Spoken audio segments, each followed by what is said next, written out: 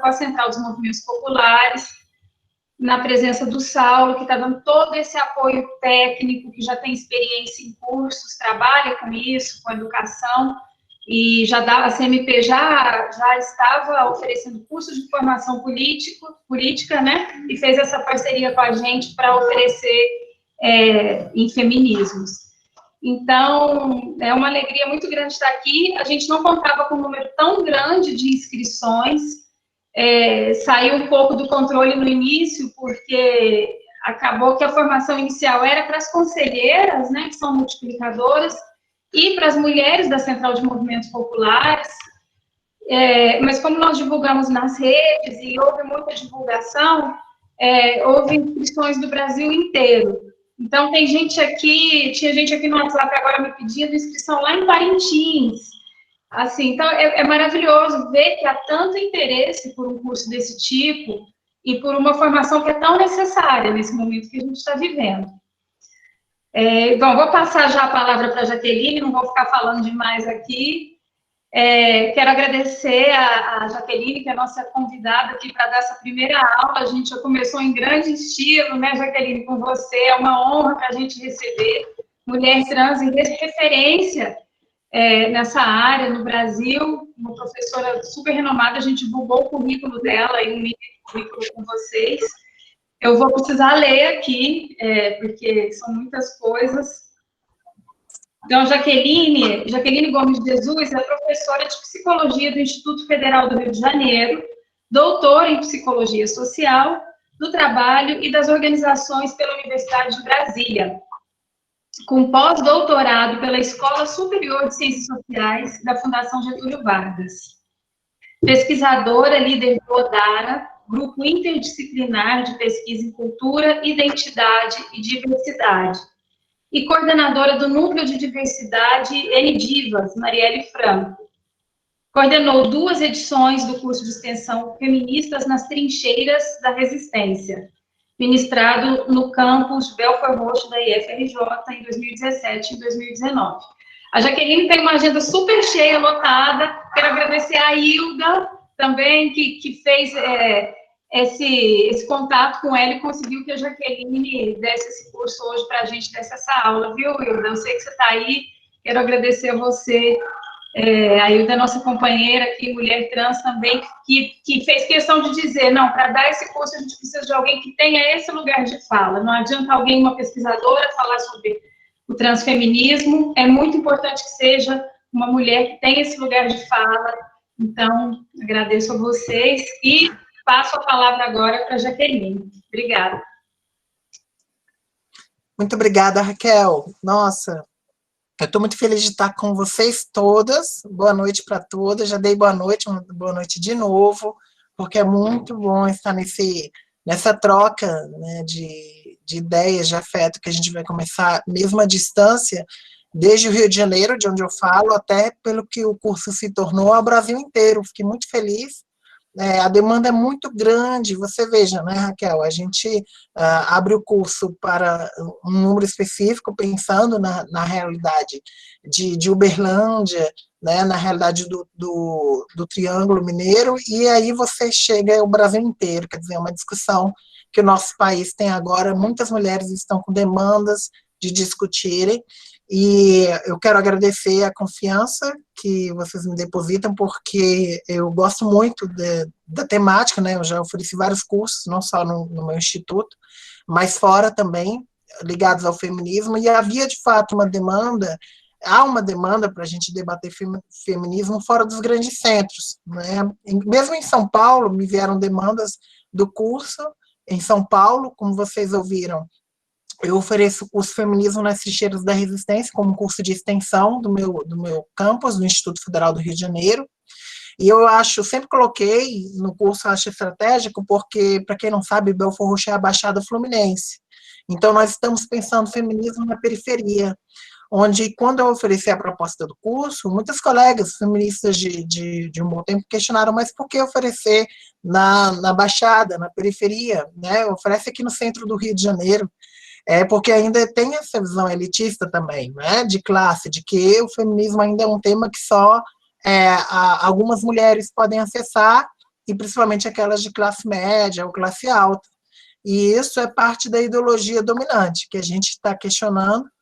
Foi muito transformador para todas, oferecer o curso. Na primeira edição eu abri só para mulheres, e agora na segunda edição eu deixei aberta, mas ainda a maioria são mulheres, porque como mulheres na nossa comunidade, no nosso contexto, na nossa realidade de Brasil, temos muitas demandas. Então, muitas ainda precisam dessa formação. É interessante, porque eu falo para vocês a partir da minha experiência, não só como teórica, né, vocês receberam a bibliografia que eu mandei para vocês lerem depois com calma, mas principalmente da experiência prática como professora, que já fui, engraçado, já fui até denunciada por dar aula de feminismo, como se feminismo eu estivesse usando dinheiro público, né, sou professora de Instituto Federal, para falar bobagem, como se feminismo fosse uma bobagem. Então, isso existe muito presente na mentalidade das pessoas, mas particularmente daqueles que estão, infelizmente, né, apesar de terem sido eleitos, mas infelizmente colocados no poder hoje no Brasil, pessoas com pensamento fundamentalista, com pensamento machista, com pensamento masculinista, e que têm agido, infelizmente, pela morte do nosso povo, principalmente da população periférica. É disso que nós estamos falando, o feminismo enfrenta isso. Parabéns à iniciativa do Conselho Municipal dos Direitos das Mulheres de Uberlândia, porque vocês, por meio do Conselho, impactam o Brasil inteiro. Parabéns à minha querida Central de Movimentos Populares, a CMP, porque já há muitos anos, né, mais de décadas, eu tenho articulações com a CMP, principalmente a partir de Brasília. Eu sou uma carioca nascida em Brasília, cresci em Brasília, eu moro há 6 anos aqui no Rio, mas eu cresci em Brasília. E a CMP em Brasília tem muito trabalho, muita formação, sempre em todas as atuações, em todos os movimentos em que eu estou, a CMP está junto. Então, saudações ao colega Saulo, que está presente. Quero agradecer também a querida Hilda, né, que fez a interlocução e que está resistindo nesse espaço que é tão importante para a nossa sociedade. Parabéns, Hilda. Queria mandar um beijo enorme para as colegas, para os colegas, para as pessoas de Uberlândia, essa cidade tão importante para fazer essa transformação desde o interior do Brasil, né, particularmente a colega Sayonara Nogueira, né, que está na militância, a colega Flávia de Teixeira, que desde a UFO, né, a Federal de Uberlândia, tem feito articulações, e todas que estão nessa resistência pelos direitos humanos, pelos direitos das mulheres, de todas as mulheres em Uberlândia. Bem, então, essa introdução é para a gente fazer formas de uma aula inaugural à distância, feliz de falar com o Brasil inteiro, sobre feminismo, como a gente precisa falar mais do que nunca sobre feminismo, e abrir com o tema do transfeminismo. É importante lembrar algo bem básico, porque a gente está começando a partir de uma perspectiva de um feminismo particular, é entender isso, né? O feminismo, basicamente, pessoal, quando a gente fala feminismo, tratando como um coletivo, a gente está falando de um pensamento-ação, de uma forma de pensar e agir no mundo. Estamos falando de uma forma, basicamente, de pensar e agir no mundo que defende os direitos de todas as pessoas, né, e que defende a igualdade de oportunidades. E aí vão ter diferentes perspectivas, né, dessa proposta de igualdade de oportunidades. Isso traz várias possibilidades, várias articulações que tem a ver não só com identidades, como as pessoas às vezes pensam. Existe um pensamento simplificador de achar assim, feminismo negro é porque são mulheres negras pensando. Feminismo trans ou transfeminismo é porque são mulheres trans pensando. E a gente está falando de visões de mundo, tá? Tanto é que o feminismo negro ele vai ser fundamental para a gente pensar o mundo hoje. Porque a partir do que as feministas negras pensaram a partir do século passado, né, século XX, mas principalmente a partir dos anos 80, é que a gente tem trazido à pauta hoje, debatido também na política, temas como interseccionalidade, né, não hierarquia de opressões, lugar de fala e outros termos, conceitos que a gente tem debatido tanto. Vem do feminismo negro o próprio conceito de interseccionalidade. Então, de certa forma, os feminismos dialogam, os diferentes feminismos, as diferentes perspectivas, e elas trazem pontos importantes para esse diálogo da sociedade, que é múltipla, né, e que considera esses diferentes olhares. Então, hoje a gente vai começar pelo transfeminismo, que é um feminismo, né? É mais um feminismo. Às vezes eu acho interessante, tem pessoas que confundem, acham que a gente vai falar, quando fala de transfeminismo, vai falar de um outro feminismo. Não, está falando de feminismo, só que é uma perspectiva principalmente vinda das mulheres trans, das travestis, e que tem sido construído no Brasil, eu diria que até muito recentemente, comparado com os outros feminismos, né?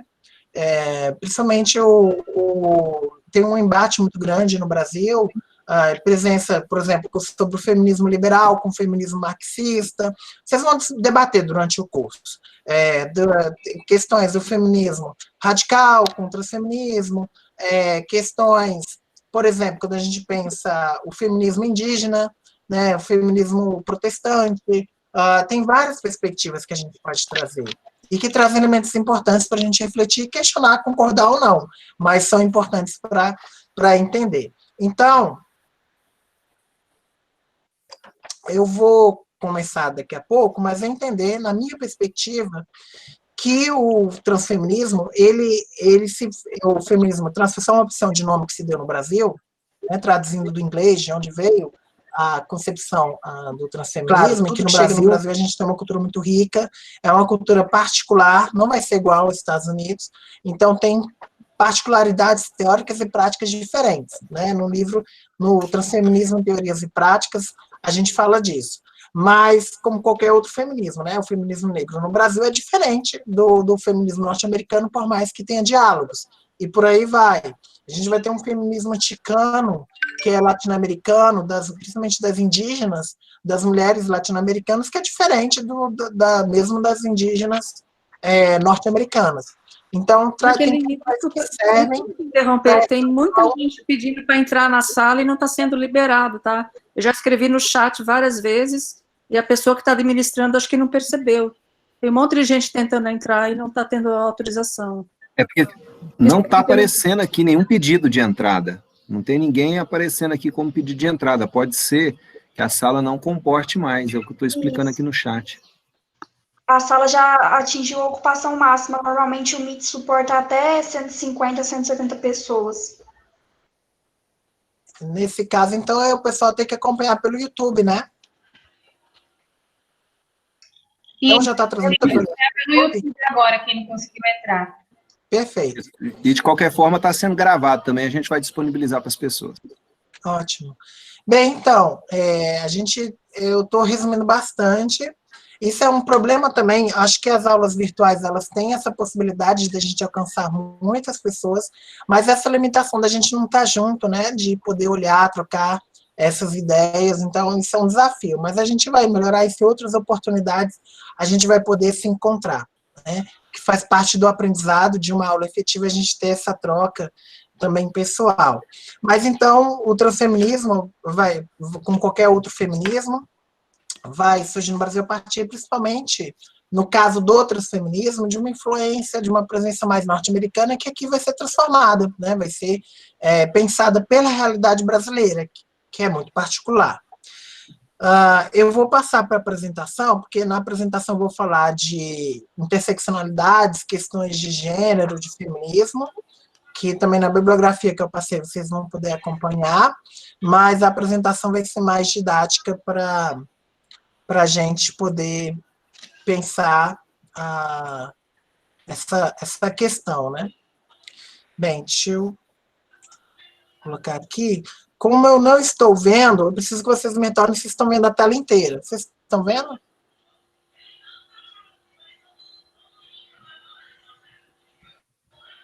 Vocês estão enxergando? Estão vendo a apresentação? Sim, já. Sim. Dá para ver.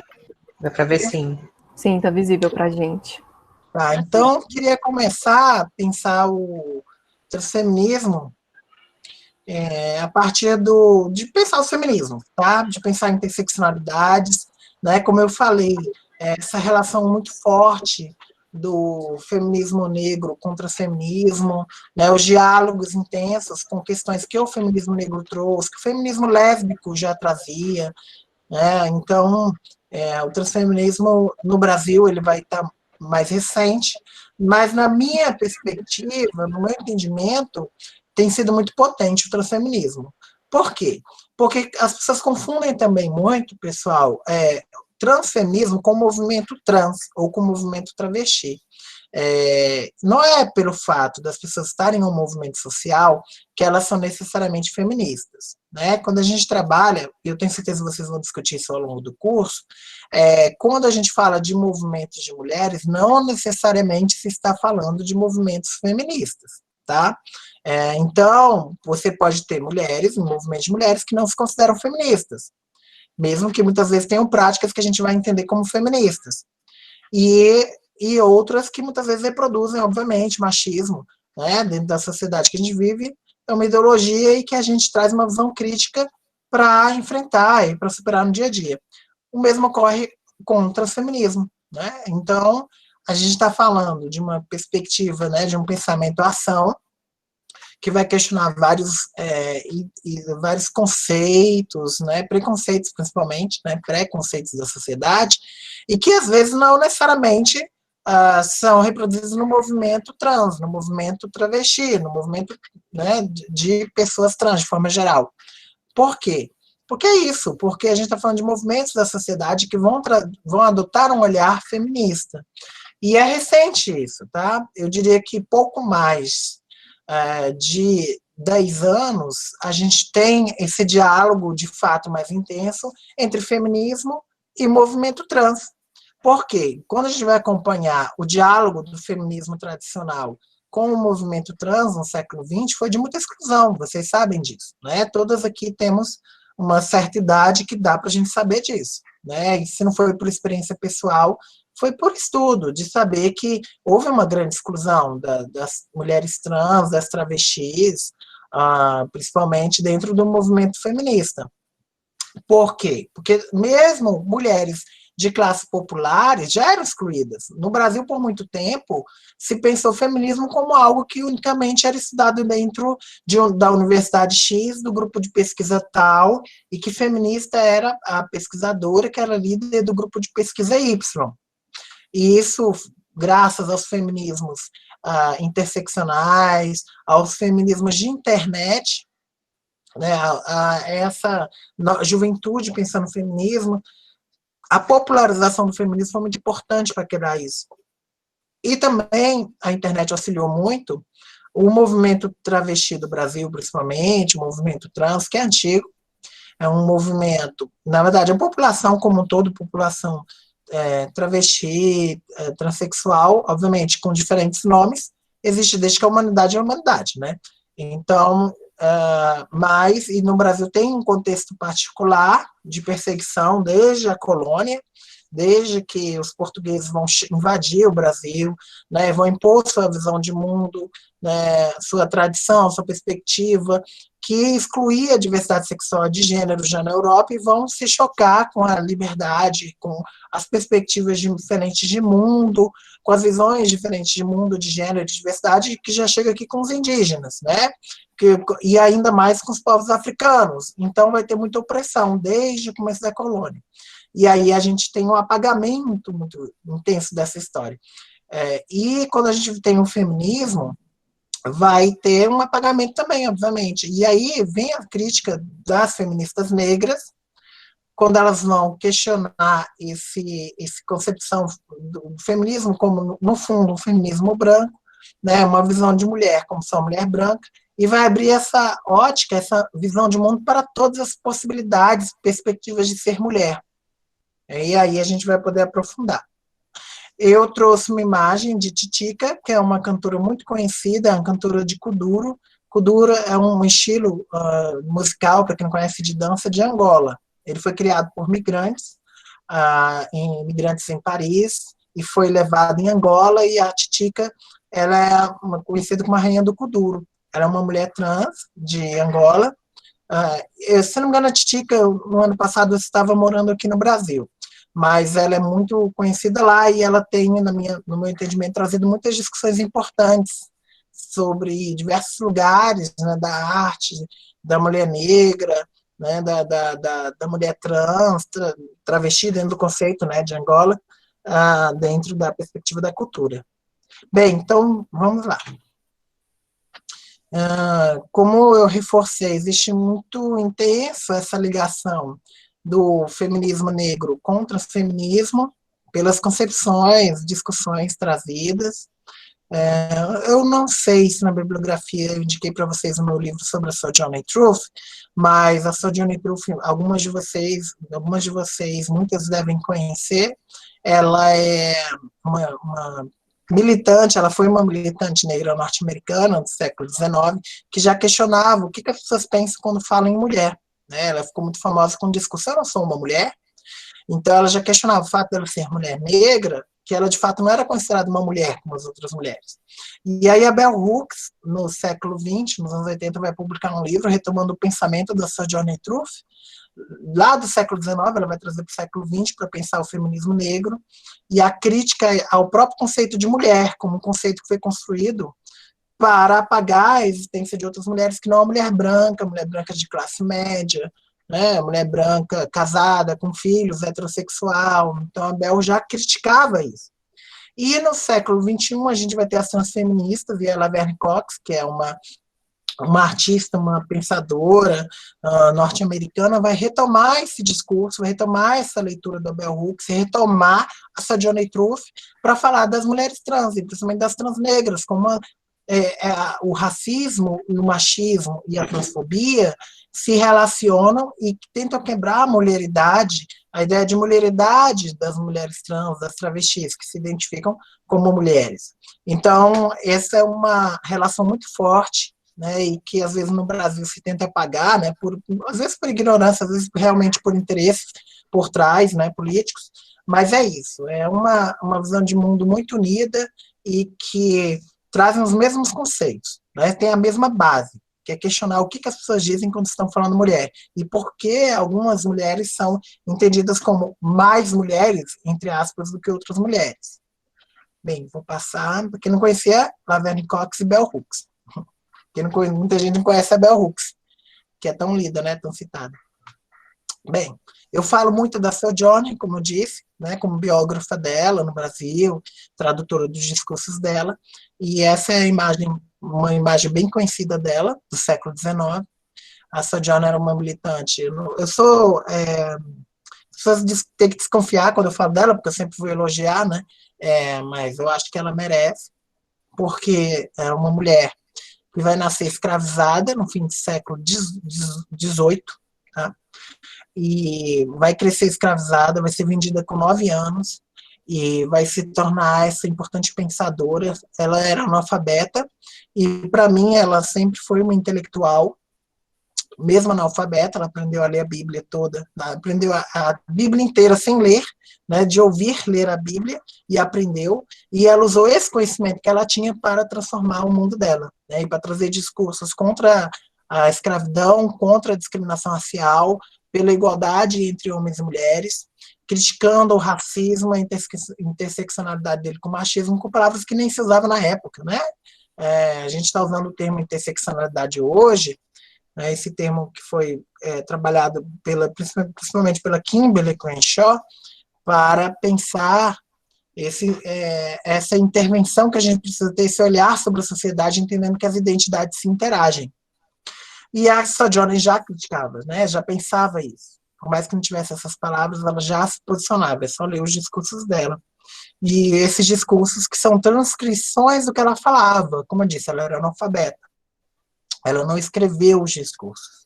Então, também tem essa questão de como o pensamento negro, ao longo do tempo, também, a gente sabe, foi apagado, foi transformado, né? Muitas palavras foram modificadas em função do interesse de quem queria dizer certas coisas com o discurso, né, da Sojourner. Então, no meu livro, eu busco as fontes mais precisas do que foi dito, e ela, para mim, traz muito essa imagem que representa as mulheres negras e a relação da população negra, principalmente de forma geral, com a população trans.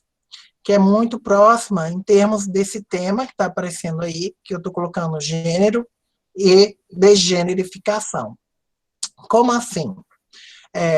Como vocês sabem, né, gênero é uma construção social, é uma forma de ver o mundo que foi construída, que é construída a todo momento, mas que tem milhares de anos, né, de história. Cada cultura desenvolveu de uma forma. Se vocês forem prestar atenção, isso é um curso nacional. A gente no Brasil pode ter um determinado olhar sobre gênero, mas mesmo dentro do Brasil não existe nem mesmo estereótipos de gênero, tá? Então, para quem é de Minas, garanto que certas formas de pensar como teoricamente seriam homens e mulheres, ou deveriam ser, né, no estigma de homem e mulher, não são iguais a do Rio de Janeiro, não são iguais da Bahia, não são iguais do norte do Brasil, do Nordeste, do Sul, e quanto mais de outros países, né?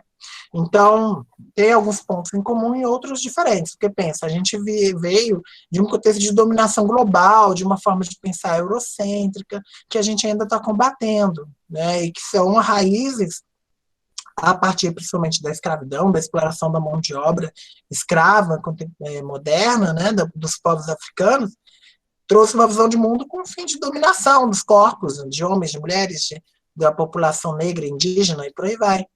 Então, essa visão é muito presente e naturalizada. E por isso que eu sempre digo que gênero é um óculos que todo mundo usa, que foi colocado na gente, é uma forma de ver o mundo, mas que muita gente não sabe que está usando esse óculos, né? E aí a população negra sofreu muito com isso, no tráfico transatlântico, porque basta vocês lembrarem, todo mundo sabe, aquelas pessoas negras, quando foram traficadas, elas primeiro nem se consideravam negras. Negra é um conceito que os europeus aplicaram aos diversos centenas de povos africanos que foram traficados, tá? E que foi alcunhado, foram tirados da sua raiz, conseguiram manter oralmente, em pensamento, suas culturas, mas que sofreram muito com esses termos, né, que teve até o próprio batismo, né, os nomes que receberam, que não tinha nada a ver com o nome original, os sobrenomes se perderam nas famílias.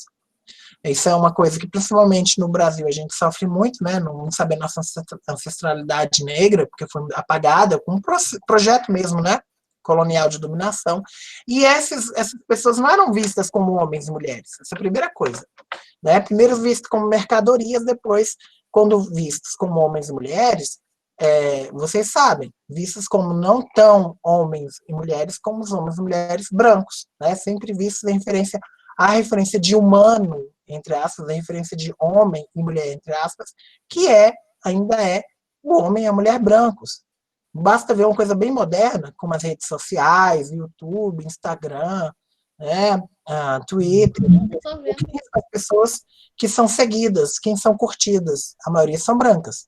E não é porque são pessoas que digam coisas muito interessantes, ou conteúdos importantes e reflexivos, não.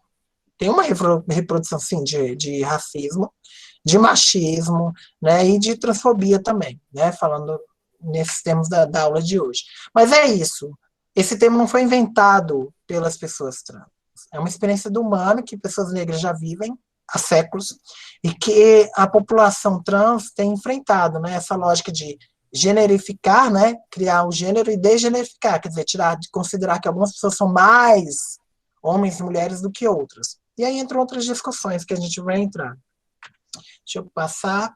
Aí eu faço uma brincadeira com a visão até o século XVI, que foi dominante, sobre gênero na cultura europeia. Aí é bem a visão europeia, até o século XVI, eles entendiam que em termos de gênero, só existia um gênero. Isso é um livro de anatomia. Um livro de anatomia do século XVI. E aí, no livro, mostra que esses são órgãos genitais que eles entendiam, olha que interessante falar, órgão genital feminino. Por que o órgão é feminino? Tá vendo? Por trás, a linguagem às vezes dificulta a gente entender. Nós somos animais culturais, então a gente mistura muito a cultura, a linguagem com a realidade que a gente vive. De fato, para funções de compreensão, a gente chama os órgãos de femininos e masculinos, mas isso é uma convenção, porque em si eles não são, como as pessoas pensam, masculinos e femininos. Né? Isso aí, por exemplo, são representações de útero e ovários, que para a gente é até meio estranho, porque essa era a visão popular até o século XVI, de útero e ovário, e era reproduzida nas universidades. E o que está por trás dessa representação?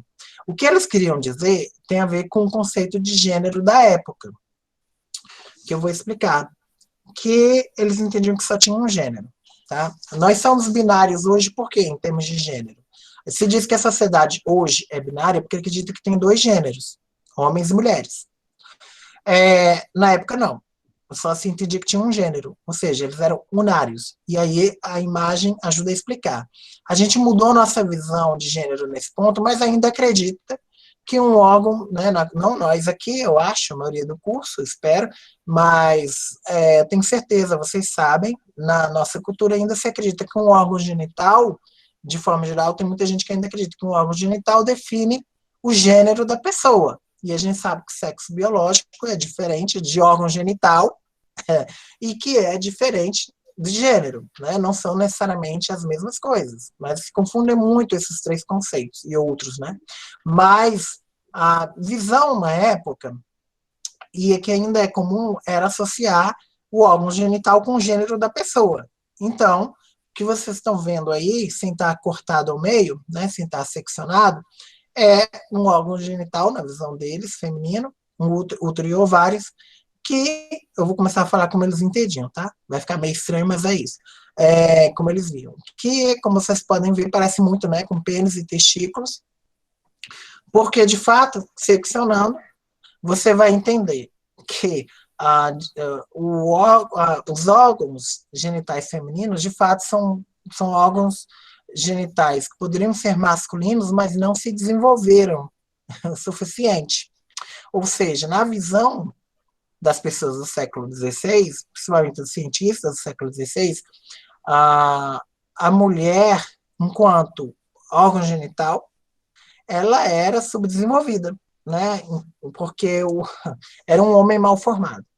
Porque se tivesse desenvolvido o útero, tivesse desenvolvido o pênis, os ovários tivessem se desenvolvido e saído do corpo, poderiam ter se tornado testículos, aí seria um ser humano completo, na visão deles, que seria o gênero que era homem. O gênero era homem. A mulher era vista como um defeito de gênero. Um homem incompleto. Um ser, basicamente, na visão deles, oco, e que dependia de um homem para ser completa. Porque o homem colocaria na mulher o homúnculo, que é uma representação de um feto que tem ali na secção. Se ela fosse uma boa mulher, porque eles confundiam o próprio conceito de mulher com gestante com mãe, não muito diferente de hoje, né? Ainda existe muito essa confusão, apesar da gente questionar tanto, como se mulher fosse igual à mãe, como se mulher fosse igual à reprodução. Vocês sabem, no senso comum é muito presente, muitas religiões ainda. Então, e a mulher que não é mãe, ela não é completa. Então, eles tinham essa visão, e que se ela fosse uma boa mulher, uma mulher capaz, ela conseguiria desenvolver esse feto, que eles entendiam que chamavam homúnculo, né, um pequeno ser humano, e se fosse uma mulher melhor ainda, seria um homem que nasceria, né? Aí, realmente, vocês imaginam qual é o impacto disso na sociedade, na cultura, e o impacto ainda hoje. Então, a gente tem muitas visões parecidas ainda, mas diferentes dessa. A gente hoje acredita que não tem só um gênero. A gente não acredita, em termos de cultura, que a mulher é um gênero defeituoso, que é um homem mal formado. Né? Mas ainda acreditamos nessa dependência, nessa relação com o genital, com reprodução, e, de certa forma, na cultura machista, da subserviência da mulher ao homem, não é? Então, isso é muito presente. Vamos passar alguns séculos, ir para o século XX.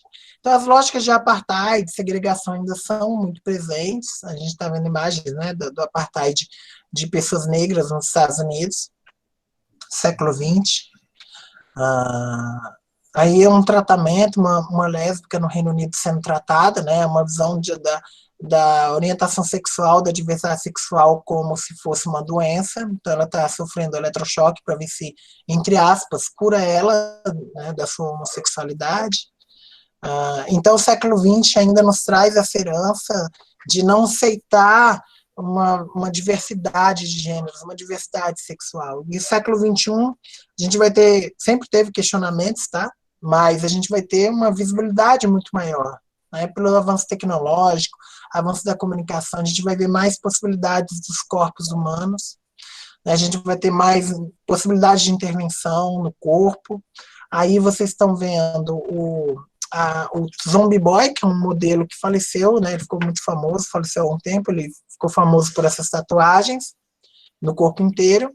E a Andrea Petit, que é uma modelo, ela está viva, né? É uma modelo trans. Então a gente vai ter mais visíveis corpos trans, cada vez mais indissociáveis de corpos tidos como cis, né? Que é o nome que a gente dá hoje para quem não é trans, é cis. Eu vou explicar daqui a pouco isso. Então, são mais visíveis, não é que não existiam pessoas trans antigamente, né? Toda a diversidade existiam, só não eram tão visíveis como hoje, né? A gente tem muitos meios de comunicação. E aí a mais famosa é a Ti, né, a modelo, e alguns homens trans grávidos. Então também as pessoas trans são muito visíveis hoje porque trazem questões sobre gênero, sobre corpo, sobre o que pode um corpo, que em geral as pessoas não se fazem, né, porque a gente cresce dentro de uma naturalização, como eu falei, a mulher é mãe e ela, né, é indissociável, ela é que gera. Por isso que às vezes é difícil falar dos homens trans para algumas pessoas que homem trans engravida, porque é muito forte a ideia da mulher como engravida, né? E aí você tem homens grávidos. É interessante, né? Porque é muito forte esse conceito na gente, né? De transformar a pessoa num órgão genital, né? No órgão reprodutor. Você lembra que eu falei? É muito complicado. Mas é isso, a aula está para começar, vocês começarem a pensar sobre isso, quem nunca pensou, e seguir refletindo. A gente tem questões práticas de saúde para as pessoas, para além de discussões teóricas, por exemplo, como garantir o atendimento integral à saúde para, por exemplo, o homem trans que quer engravidar e precisa de um acompanhamento pré-natal. Como é que vai ser o parto humanizado? E também o direito, né, se quiser abortar, o direito ao aborto, né? Então, se precisar abortar. Então, é uma questão difícil no Brasil, porque no Brasil ainda tem um debate da descriminalização do aborto, que vocês vão ter que aprofundar no curso. É difícil discutir certos temas que ainda são tomados como tabu, apesar de, na prática, não serem tabu, né? São tabu no Brasil, isso é bem típico do Brasil, falar disso, mas não fazer, né? Então, é uma discussão muito presente. E, de forma geral, a saúde das pessoas trans, né, tanto de homens, mulheres trans, como a questão do atendimento. Existe muita discriminação, por mais que no SUS, no Sistema Único de Saúde, a gente tem o princípio da humanização, tem as normas do nome social, tratar as pessoas como elas se reconhecem, como elas se apresentam, mas ainda tem muita transfobia. E então a gente tem que ter muita educação, no sentido de educar as pessoas que ainda reproduzem discriminação, a atenderem todos da mesma forma. Então é um grande desafio, por isso que é importante debater isso, né? Para que não pensem, às vezes parece que estão tratando de um alienígena, e não de um ser humano, de uma pessoa como ela, e o preconceito gera isso, né? Então a gente tem um desafio aí da educação que não é das pessoas trans em si, é das pessoas cisgêneras, das pessoas que reproduzem transfobia. E isso porque eu só coloquei imagens aí de pessoas brancas, tá? Imagina quando junta o racismo na história, né? Então, é muito forte. Vamos lá. Tem uma lista aí gigantesca, não vamos ter tempo de discutir, de pessoas, como eu falei, que estão mais visíveis hoje. E eu misturei questões de identidade com questões de performance, né? Porque são muito faladas e as pessoas confundem. Drag queens, que é o termo mais recente no Brasil para o termo americanizado, né, o anglicismo, para o antigo transformista, que é um termo antigo no Brasil, na cultura brasileira, da pessoa que faz apresentações artísticas, né, se veste como uma mulher ou um homem hiper fetichizado, né, hiper feminilizado, hiper masculinizado, porque, óbvio, a drag queen, o drag king, eles não são tipicamente pessoas que se apresentam assim todo dia na rua, né? São artistas, né? São pessoas que estão fazendo apresentações, e isso tem sido muito popular ultimamente. Tem várias questões também, mas que não cabe discutir aqui, aprofundar, sobre esse lugar da imagem, né? De por que é tão popular a figura da drag queen, ou do drag king, né? Do transformista, né? O termo antigo. Por que é tão popular hoje, né? Acho que tem muito da carnavalização do Brasil, do lúdico, e tem algumas leituras de, por exemplo, no Brasil se tende também muito a ridicularizar o corpo das travestis, das mulheres trans em particular. Então, existe uma leitura muito de uma ridicularização naturalizada, né? Mas isso é outra discussão. De qualquer forma, são performances artísticas, não são questões identitárias, né? O fato de você fazer transformismo, né? Se vestir, se montar, né? Como uma drag queen ou drag king. Bem, travestis, como eu falei, né? O termo é antigo na nossa cultura já, pelo menos na cultura europeia, existe desde o século XVI, diferentes povos tinham diferentes nomes para as pessoas trans, como a gente fala hoje, nomes antigos. Por exemplo, na Índia, você fala rígira, são trans, são mulheres trans, são travestis. Da nossa perspectiva, na cultura indiana, há 5.000 anos tem o termo rígira, há 5.000 anos. Então, é só um exemplo de diversidade que a cultura europeia apagou muito, né, na sua estratégia de apagamento da diversidade sexual e de gênero humano.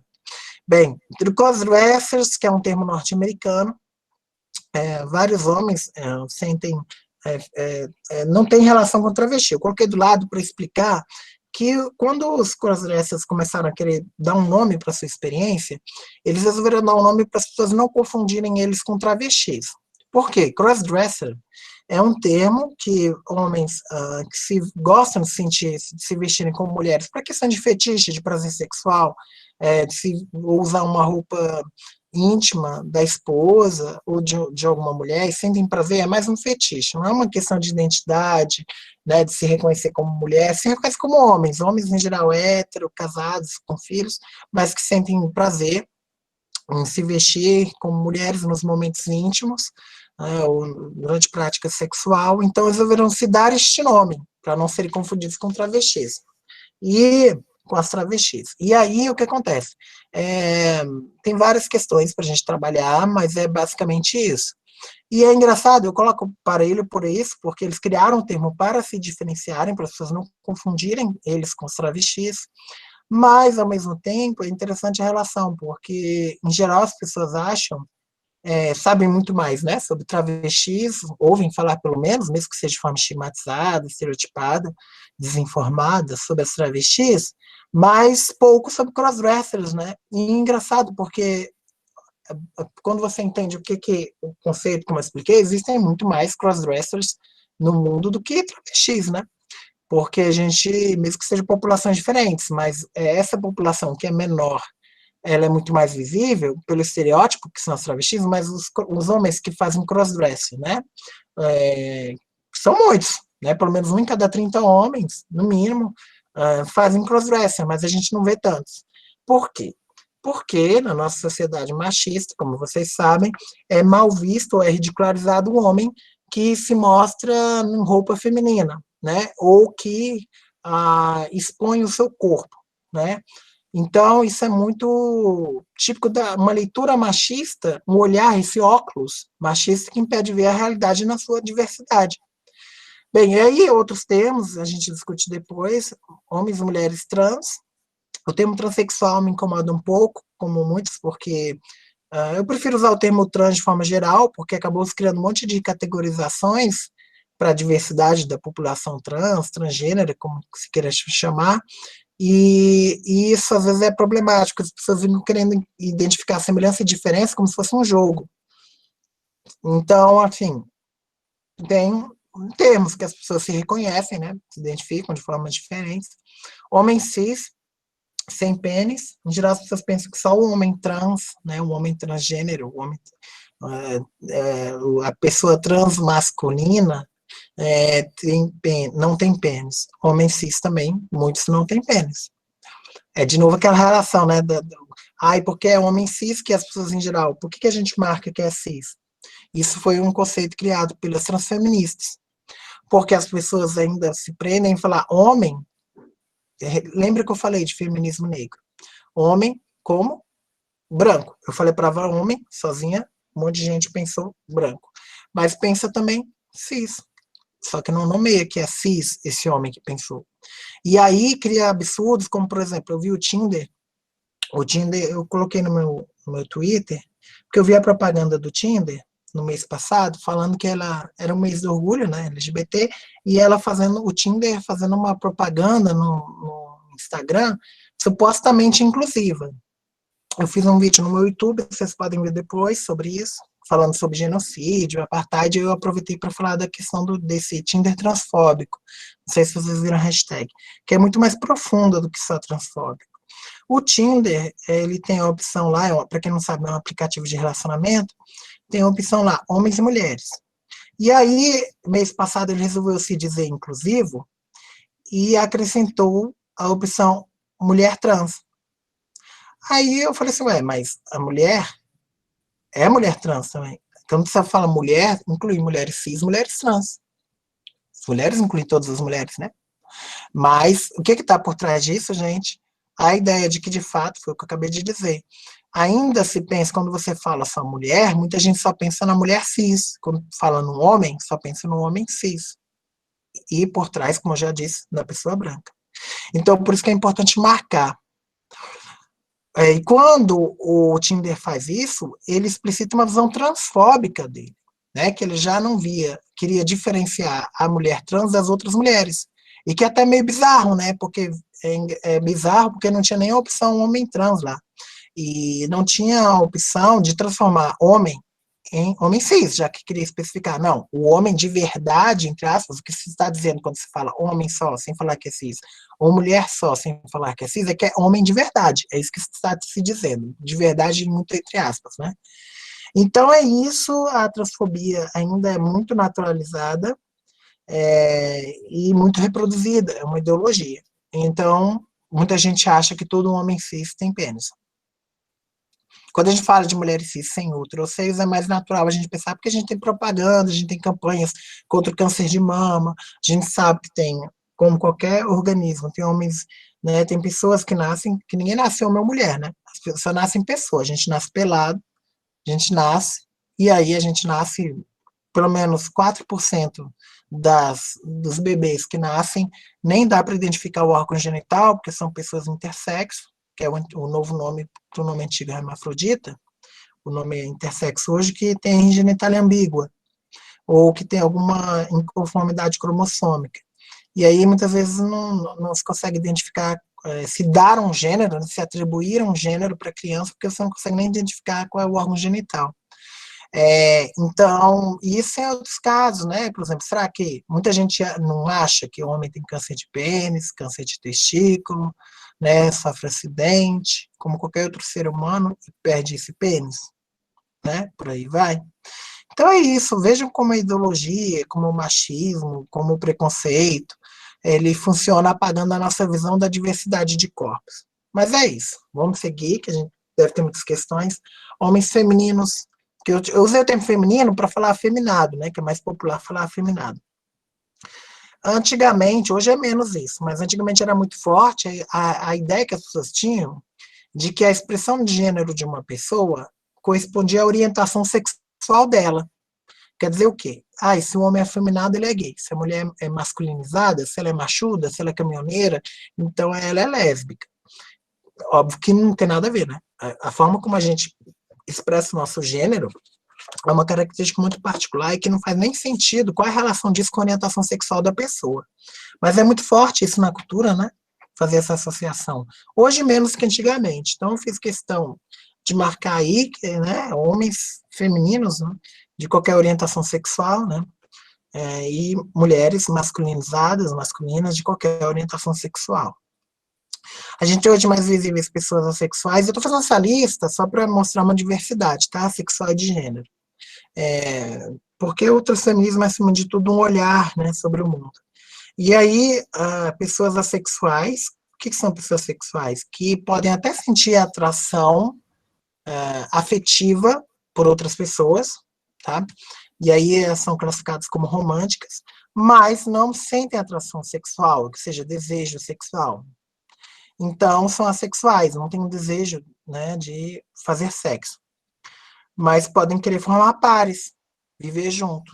E aí, em geral, são casais assexuais, né? Os dois são pessoas assexuais, que não transam. O que é cada vez mais comum. Não só entre os assexuais, não é brincadeira. Mas, ainda mais para quem está na quarentena, tem muitas pessoas vivenciando essa experiência. Mas, no caso das pessoas sexuais, são pessoas que reconhecem que a sua condição não é um problema, não é um transtorno, é uma identidade, é uma forma de ser no mundo, uma possibilidade no mundo, tá? Bem, passando, como eu já falei, das pessoas intersexo, que é o novo nome, simplificando bastante para o antigo nome hermafrodita, e pessoas não binárias que eu particularmente enquadro dentro do conjunto das pessoas trans, tá? Que eu vou explicar daqui a pouco o conceito de identidade de gênero, que são essas pessoas não binárias não se reconhecem nem como homens nem como mulheres. Por isso que eu falei que não tinha muito sentido no Tinder, o mais prático seria colocar, já que colocou homem e mulher, colocar a opção pessoa não binária, né? Porque na nossa cultura que é binária, o que não é binário é o que não é nem homem nem mulher, né? Que não se reconhece como nenhum dos dois. Então tem pessoas que não se reconhecem nem como homens nem como mulheres, ou se reconhecem como homens e mulheres, ou são fluidas nisso, então tem várias categorizações. Mas não são como, por exemplo, a gente, pelo menos eu, outras pessoas, a maioria da sociedade, que se identifica como homens ou como mulheres, né? Eles, pessoas não binárias, não querem se reconhecer dentro desses estereótipos. Então, essa é uma questão para a gente aprofundar depois, se vier ao caso, se der tempo. Por isso que isso aqui é um curso inteiro, mas vamos lá. Então, vou passar bem rápido para a gente ir adiantando para o transfeminismo em si, já é 8h40 quase. A gente tem diferentes visões de gênero, de mulheridades, principalmente. As mulheres têm ocupado diferentes espaços, marcado novas imagens, principalmente contra mulheres negras. As crianças têm uma possibilidade maior de visão de mundo hoje. Os adultos são mais difíceis da gente trabalhar essas visões, porque o adulto, nós que somos adultos, a gente já foi educado dentro de um estereótipo, né, de gênero muito pesado. E as crianças é muito mais fácil trabalhar com elas, porque elas não estão ainda tão fortemente estereotipadas como a gente. É isso. Quando a gente fala de discutir gênero, sexualidade, é um desafio tratar com adulto, né? Porque naturalizou muito, e o adulto ainda tem esse poder na nossa cultura, que é extremamente adultocêntrica, de ditar o que é verdade e o que é mentira, né? Então, é muito interessante discutir essas questões. Vamos passar. E hoje a gente, como eu gosto de falar, eu brinco muito com esse termo, feminismo 2.0, falar aqui do feminismo de internet, né, como ele é importante para popularizar algumas questões. Eu uso muito essa imagem que vocês estão vendo para falar de gênero.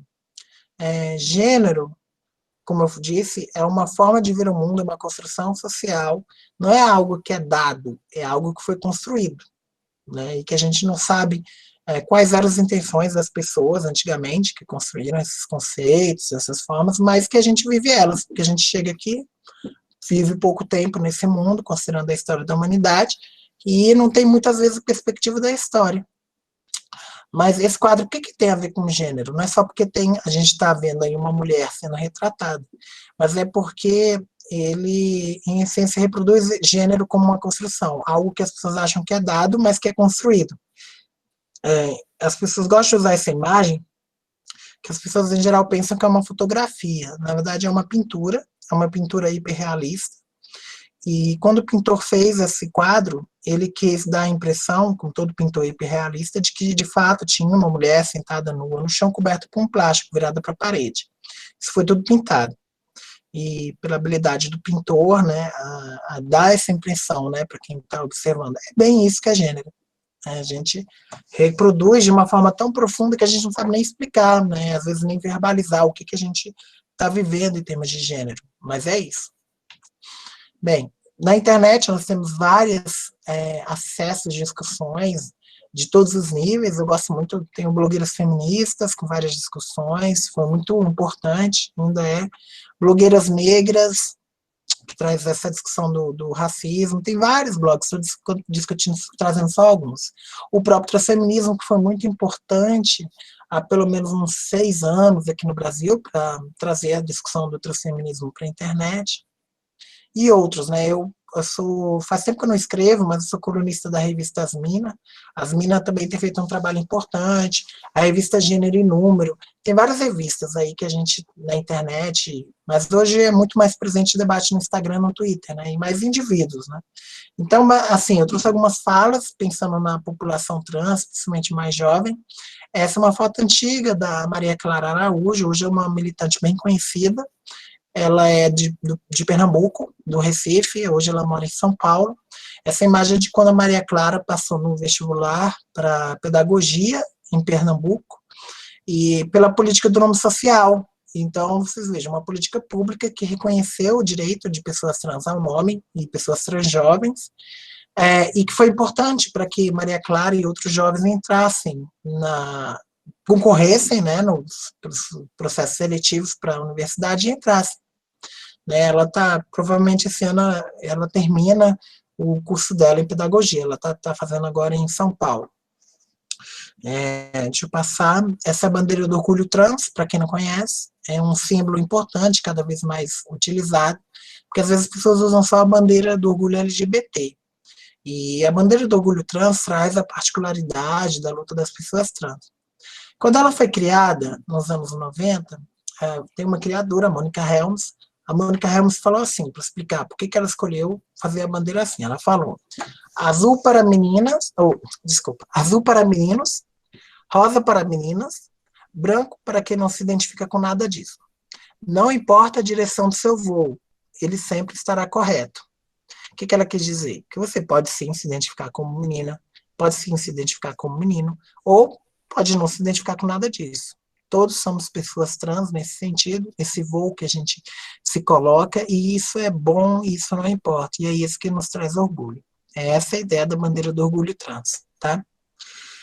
E aí, às vezes eu uso, porque não dá tempo agora, para discutir a origem do azul e do rosa na cultura, por que é tão associado o azul com masculinidade, com meninos, e rosa com meninas, com feminilidade, que é uma coisa recente, na verdade, na nossa cultura, mas não dá tempo de explicar.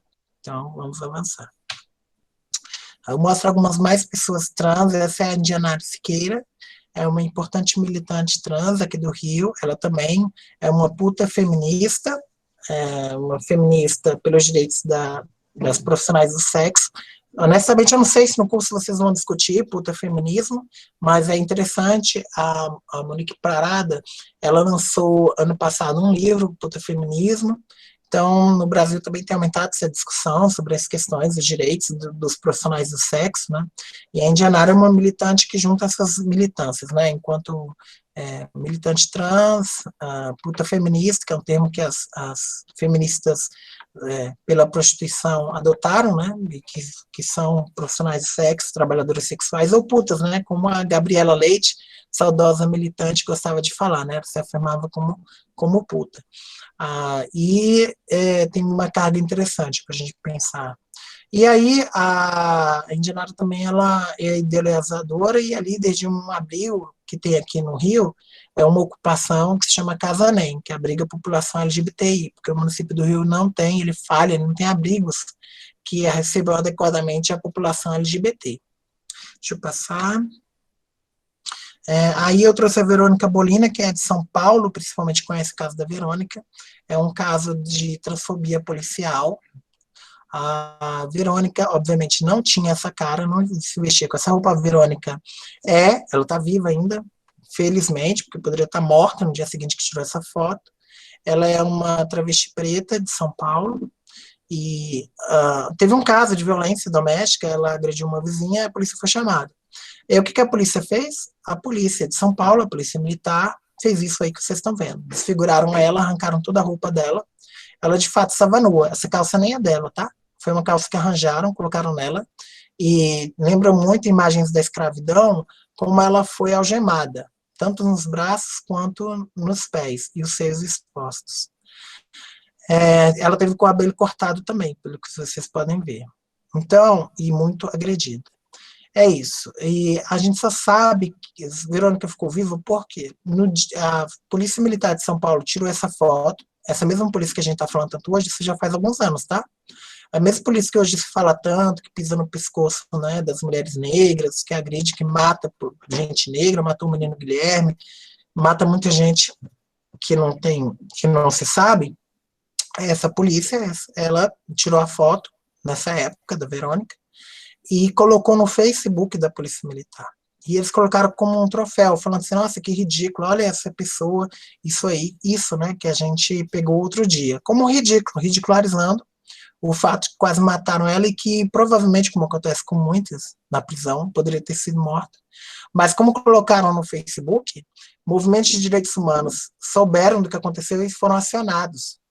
E aí, Verônica tem sido acompanhada, né, tem respondido da forma correta o processo dela e tem enfrentado essa perseguição muito forte. Mas é um exemplo, né, do Brasil e de como ainda é muito presente na cultura brasileira essa lógica de que bandido bom, bandido morto, e quando fala principalmente das travestis, das mulheres trans, e que são objetos, né, você pode matar, estuprar, bater, que não tem problema. Essa é uma visão que é comum do país, do Brasil, como vocês sabem, eu acho que hoje é bem conhecido, é o país que mais registra assassinato de travestis e mulheres trans no mundo.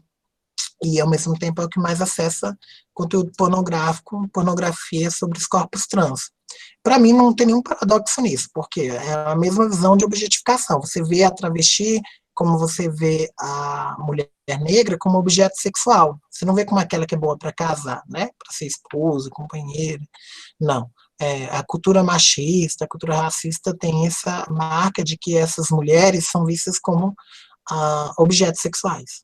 Não é à toa que, ainda muito presente, uma coisa que a Lélia Gonzalez, nossa, uma grande pensadora negra, antropóloga, a Lélia pensava nisso, ela escreveu bastante sobre isso, a mulher negra é vista como uma grande bunda. As pessoas negras, de forma geral, são tomadas como partes, como pessoas, não como seres pensantes, como seres completos, como qualquer outra pessoa, né? Principalmente pessoas brancas, mas como se fossem só um objeto, uma parte do corpo, algo para ser usado, principalmente para o branco, e aí para a população trans é a mesma coisa, principalmente para as travestis, para as mulheres trans que são visíveis há muitos séculos, né? É isso, gente. Então, esse é o nosso Brasil, que todas conhecem. A gente precisa enfrentar essa lógica da patologização, de transtornar os nossos corpos, de controlar nossos corpos, né? De todas as pessoas, mas particularmente das mulheres.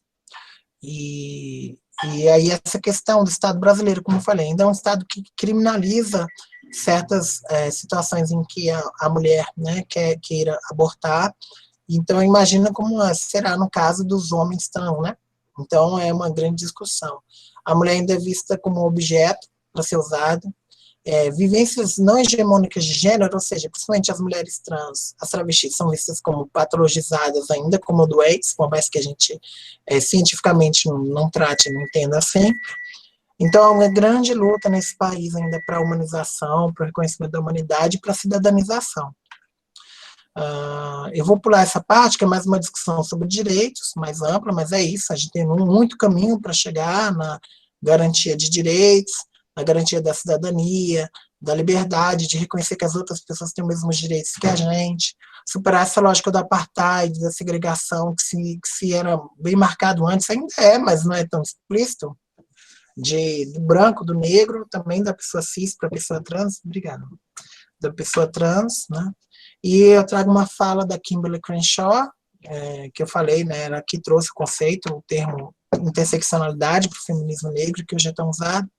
Ela falou isso: quando o feminismo não se opõe explicitamente ao racismo, e quando o antirracismo não incorpora a oposição ao patriarcado, políticas de raça e gênero geralmente acabam sendo antagonistas uma da outra, e ambas perdem. E aí eu quero lembrá-las que também com a transfobia. se a gente não considera as questões de transfobia, não considera dentro de gênero, as questões de identidade de gênero, demanda de pessoas trans, acaba havendo um problema nessas políticas, e elas acabam sendo inefetivas. Bem, então, resumindo, para concluir, o transfeminismo acima de tudo, uma teoria e uma prática. Né? São várias teorias e práticas, são visões diferentes, mas o comum dentro do transfeminismo como teoria, é uma redefinição da equiparação entre gênero e biologia. O que quer dizer isso? Quebrar a ideia que a gente tem questionado tanto, de que gênero é igual a órgão genital, é igual a sexo biológico. Reiterar que existe uma interação entre as opressões, ou seja, algo que foi ensinado muito, né, pela Bell Hooks, pela Audre Lorde, de que as opressões interagem, né, e que a questão da interseccionalidade mesmo, que a gente não consegue enfrentar de fato o machismo se a gente é racista, que a gente não enfrenta bem o racismo se a gente é machista, a gente também não enfrenta bem nem o racismo nem o machismo se a gente é transfóbico, né? Então as opressões se interagem. E isso porque tem no fundo as questões de classe, né? Se você é elitista, certamente você reproduz lógicas de racismo, de machismo, de transfobia. Então, tudo isso está presente.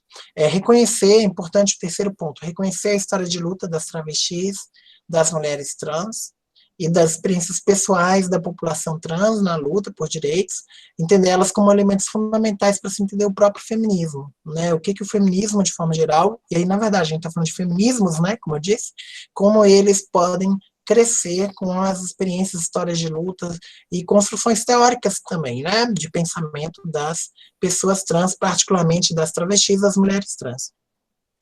E validar as contribuições de quaisquer pessoas, sejam elas trans ou cis, né, de novo, cis aqui não é trans, que leva ao fato de que, por sua constituição, o transfeminismo pode ser útil, o transfeminismo é útil para qualquer pessoa que não se enquadra no modelo sexista da sociedade em que vivemos. Não é útil só para as pessoas trans, claro que é essencial, mas a visão transfeminista ela é importante para qualquer pessoa nessa sociedade sexista, porque tentar quebrar essa lógica sexista, essa lógica transfóbica da sociedade, que não é saudável não só para as pessoas trans, obviamente que as pessoas trans é que mais sofrem, mas é doentio para todas as pessoas. E como ação, como política, o transfeminismo combate a violência sexista, a violência transfóbica, luta pelos direitos reprodutivos para todas as pessoas, então apoia o direito dos homens trans à gestação e abortos seguros, e tem que enfrentar a esterilização forçada de mulheres trans, esterilização forçada de travestis. Esse é um tema que quase não se fala, eu tenho repetido muito, principalmente no livro... Tem um livro, vocês podem ver na internet, chama Feminicídio e Invisibilidade Mata. É da agência Patrícia Galvão. A gente publicou ele há alguns anos com apoio da Fundação Rosa Luxemburgo. É só procurar na internet, é facinho. Feminicídio, #Jogo da Velha, Invisibilidade Mata. O livro está completo na internet. E aí quando eu falo do assassinato de travestis, de mulheres trans, eu identifico como um genocídio, para mim é um genocídio. E particularmente, quando eu falo das mulheres trans travestis, eu falo de um feminicídio, né? Algumas usam o termo transfeminicídio, é um feminicídio trans. Se o Brasil é o 5º país no mundo em termos de feminicídio, em dados gerais de assassinatos de mulheres por serem mulheres, ele é o primeiro, gente, em feminicídio trans, em transfeminicídio, tá? Então, isso envolve também esterilização forçada. Quando você, por exemplo, no processo transexualizador, que é muito falho, por exemplo, o Sistema Único de Saúde não está oferecendo para aquelas que queiram fazer, né, processo transexualizador, para as mulheres, homens trans que queiram fazer, é muito falho. Ultimamente, óbvio que quase ninguém tem conseguido, pelo SUS, quanto mais sistema privado, ainda existe essa lógica da esterilização, porque não existe uma preocupação de preservar os óvulos ou os espermatozoides da pessoa. Então, é uma esterilização forçada. Então, leiam lá que eu aprofundo mais isso. Bem, a agência, o que é a agência? É defender o poder de decisão das pessoas trans sobre seus corpos, né, que as pessoas trans em agenciamento possam tomar decisões sobre si mesmas.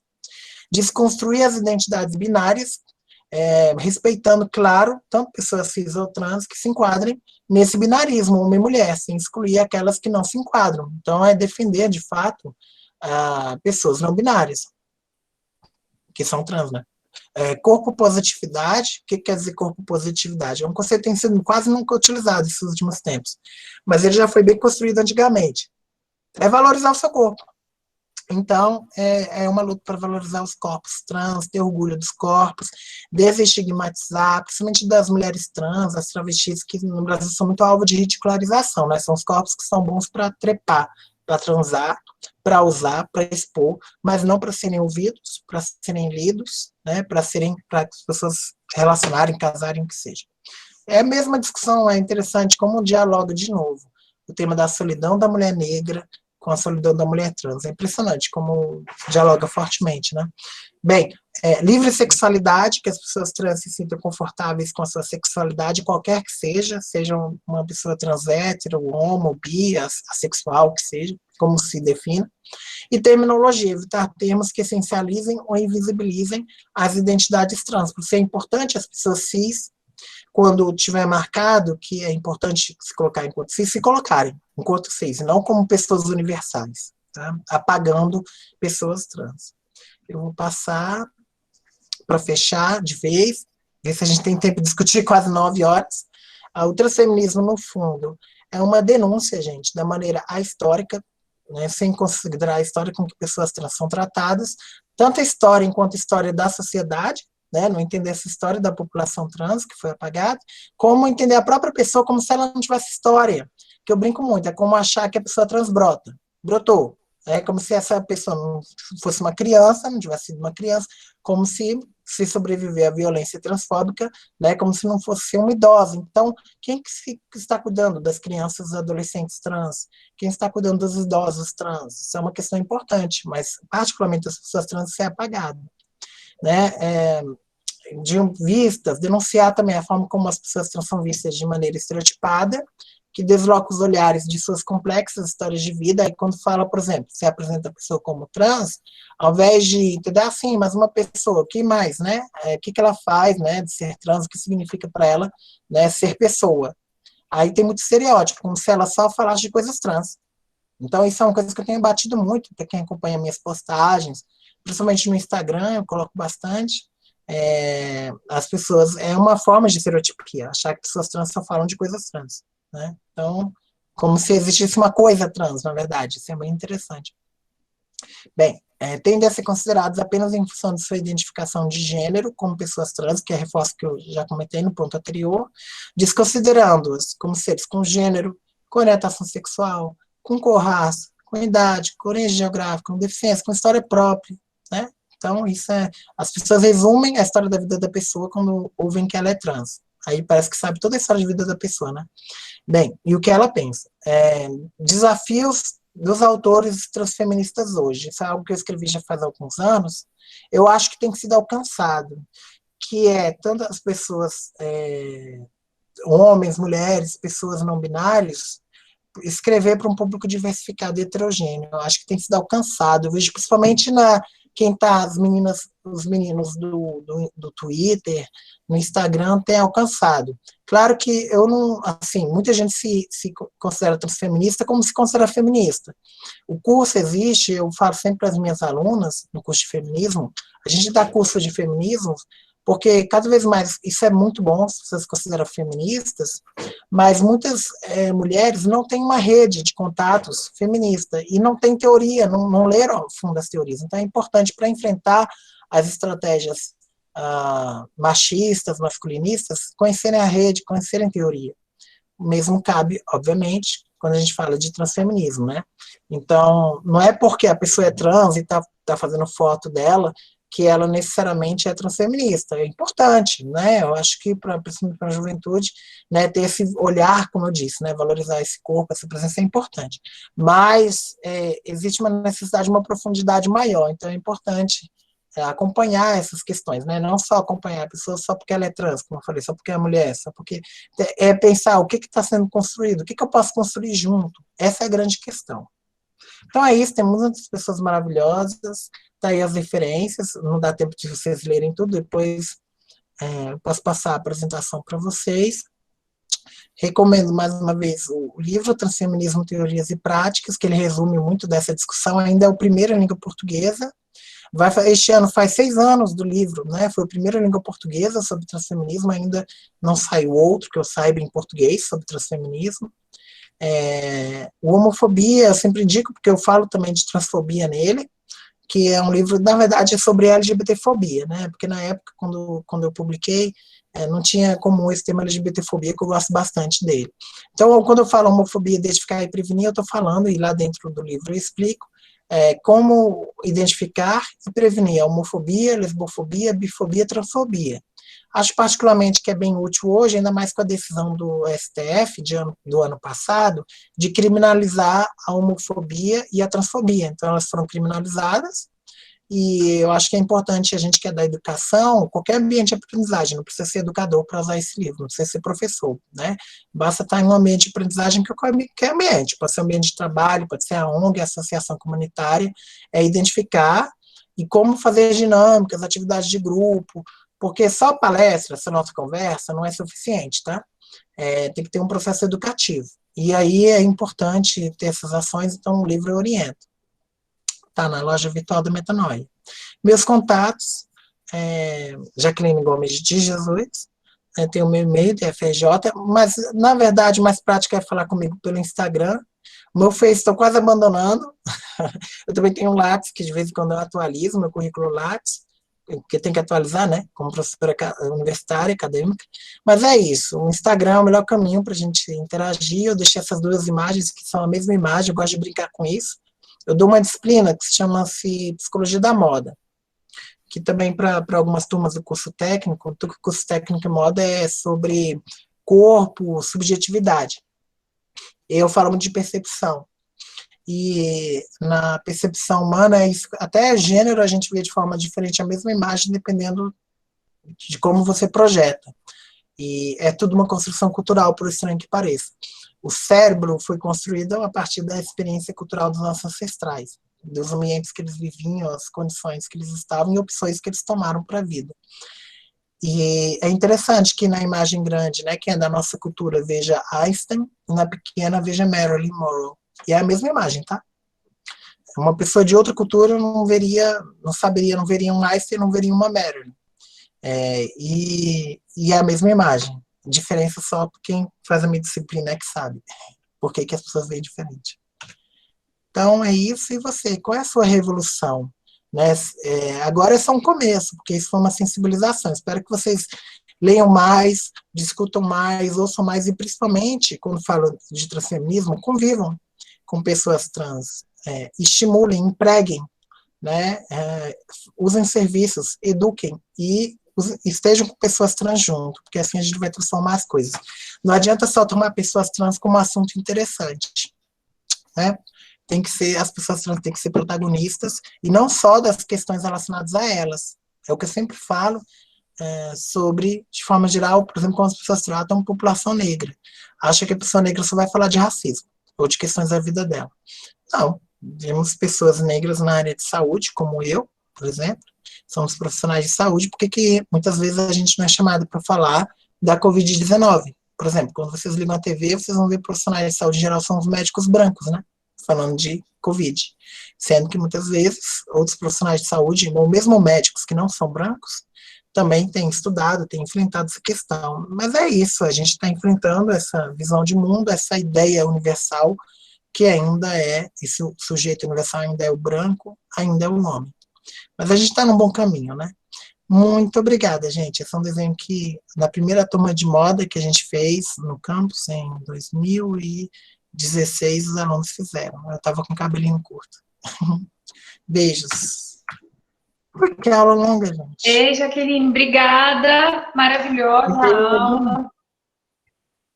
Tentei resumir aqui.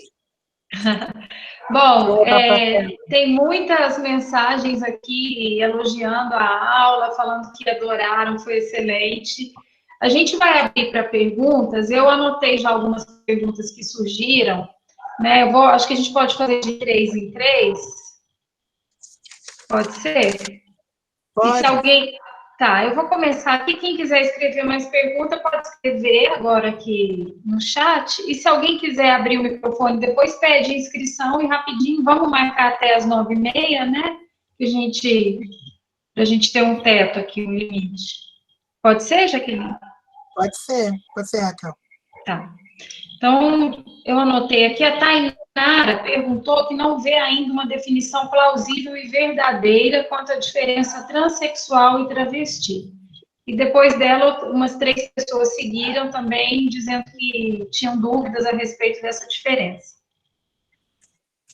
Depois o Fernando, o nosso companheiro aqui, que está aqui no curso hispano, né, falando aqui em espanhol com a gente, Fernando Guzmán, perguntando, dizendo que vestir de mulher, se há alguma estatística sobre pessoas que se vestem de mulher, eu acho que é o que você falou dos cross-dressers, né? Se ele considera... Eu acho que eu falei, inclusive, né? De 1 em cada 30 homens. Desculpa, depois eu vou abrir e você repete, acho que ele não escutou, então... 1 em cada 30 homens. E aí também queria te pedir para explicar, se der tempo, brevemente, essa origem do rosa e do azul, né? Porque eu acho que gerou curiosidade depois que você comentou. Ai, gente, é outra... Então tá. Deixa eu então responder logo, Raquel. Tá. Não, da Tainara é rápido. É isso, Tainara. Olha, na minha perspectiva, as pessoas ainda querem uma definição, e isso às vezes quando você faz uma pergunta, isso é bem da cultura, né, da linguagem. É como se já tivesse uma resposta, como se a pergunta já fosse uma verdade. Quem diz que tem, de fato, uma diferença, né, entre travesti, o termo travesti e transexual? Isso foi construído, essa diferença, e aí tem que entender a história dos termos. Como eu falei, o termo que a gente está usando, que eu estou usando aqui genérico, para falar de população trans, eu estou falando do quê quando eu falo trans? Estou falando das pessoas que não se identificam com o gênero que lhes foi atribuído quando nasceram, tá? Aí encaixa o povo inteiro. Como pessoa cis, o que é pessoa cis? O termo. Cis é quem se reconhece dentro do gênero que lhe foi atribuído quando nasceu. Pode não se identificar com esse, aquele estereótipo do gênero, como também pessoas trans não se reconhecem em um outro estereótipo, né? Mas a pessoa cis, de forma geral, se reconhece, foi atribuído mulher quando nasceu, atribuíram esse gênero para a pessoa. Ela cresceu, se reconhece como mulher, é uma pessoa cis. Nasceu e identificaram como homem. E quando cresceu, se reconhece como homem. Então, aí, essa categoria cis. Mas da população trans, foram criadas muitas terminologias, porque como ocorre e aí é uma questão mais da cultura humana do que particularmente das pessoas trans. Isso acontece com qualquer povo, porque existe uma tendência a nomear o outro.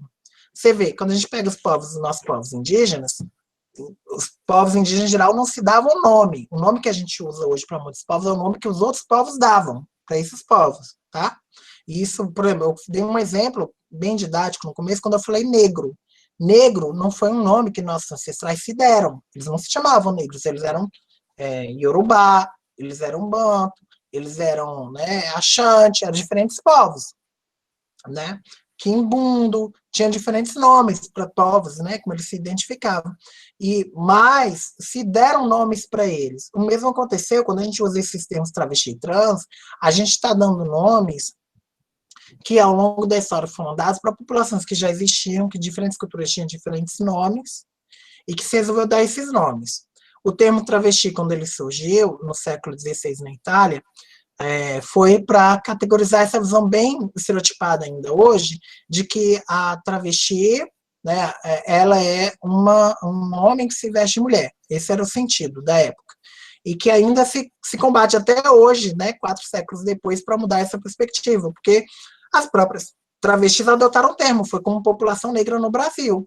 Nos Estados Unidos, a população negra, de forma geral, não aceita o termo negro, não gostam, é um termo pejorativo para eles. Eles preferem afrodescendente, afro-americano, preferem esse termo, porque para eles é pejorativo, é uma opção da cultura. Então, no Brasil, se adotou ainda o termo travesti, né? E se ressignificou, né? Como a gente, por exemplo, eu me reconheço como negra, então a gente se reconhece como diferentes condições. Então, muitas vezes, por exemplo, é intercambiável, depende da pessoa.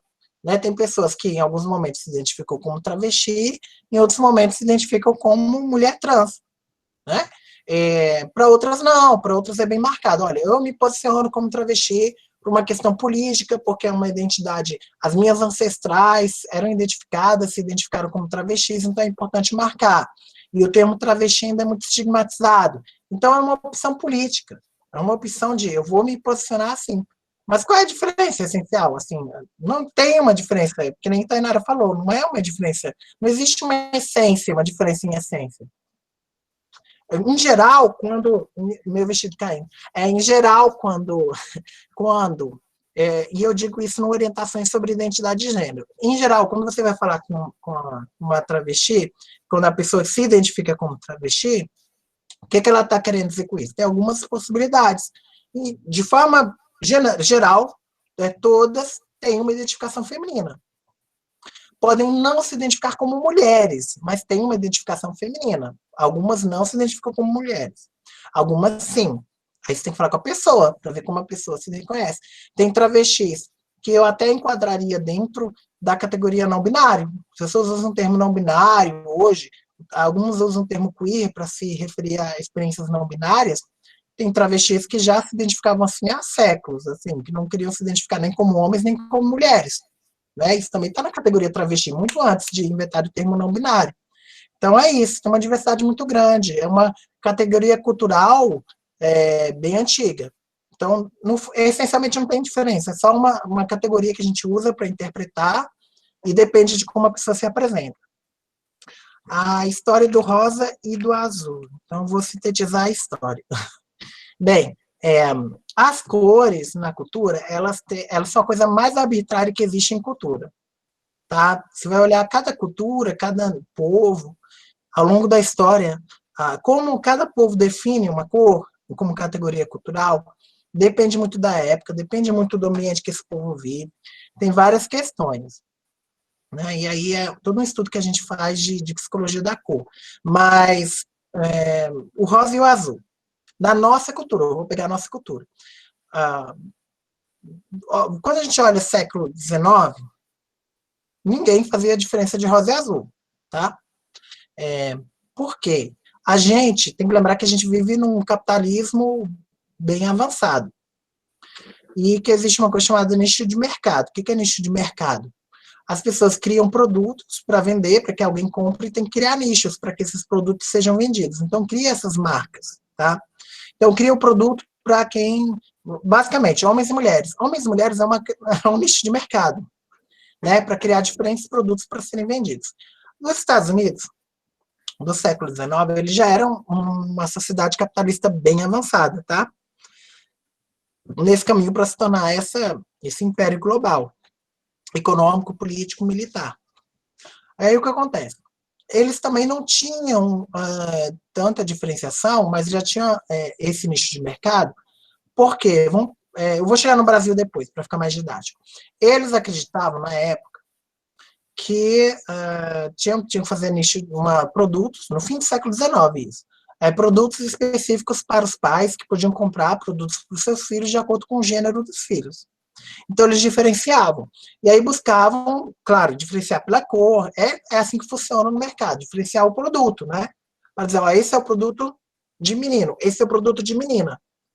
E até uma piada que eu vi faz tempo, fizeram uma caneta, tem uma caneta rosa, a caneta rosa da menina. Tipo, aí fizeram até uma piada, a menina fala, então eu só consigo escrever com a caneta rosa, não consigo escrever com a caneta azul. Aí o que acontece? No século XIX, fizeram esses produtos de acordo com a cultura norte-americana, como eles entendiam cores. Então, eles fizeram, no fim do século XIX, produtos para as crianças, porque os pais já tinham uma renda acumulada e podiam comprar. Se alguém acha que a criança pobre tinha essas diferenças, não tinha, porque não tinha essa escolha de cor, não, de coisa, às vezes nem tinha roupa. Bem, então, compravam, eles vendiam produtos.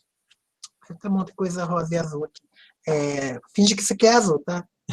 Então, tinha coisas azuis para as meninas e rosa para meninos. Por quê? Porque se acreditava nos Estados Unidos na época que o azul era uma cor feminina, de menino, porque é calma, porque as mulheres são calmas, equilibradas, né? São leves. E rosa para meninos, por quê? Porque o menino ainda não é um homem, ainda não tem o azul, o vermelho é uma cor do sangue, da luta, da guerra. O homem é forte, o homem luta. Então, o menino ainda não é isso, o menino ainda é um rosa, suave. Então, veja só, eles acreditavam que o azul era de meninas e o rosa de menino, tá? Por essas razões que eu te expliquei para vocês. Aí o que aconteceu? Guerras, mudanças culturais são muito intensas, e também, na mudança do século XIX para o XX, veja, os Estados Unidos passou por 2 guerras mundiais, né, várias mudanças culturais, o corpo da mulher no século XX foi extremamente sexualizado, tá? Por exemplo, depilação feminina é uma coisa que é do século XX, porque as mulheres do século XIX tinha o menor sentido a mulher se depilar, elas não se depilavam, tá? É uma invenção nossa do século XX a mulher se depilar.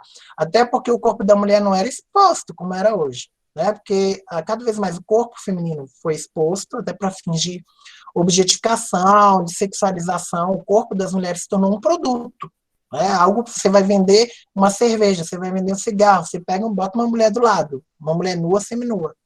Isso não é uma prática comum no século XIX. As mulheres andavam cobertas, todas as mulheres. E então não tinha muito sentido depilação para elas.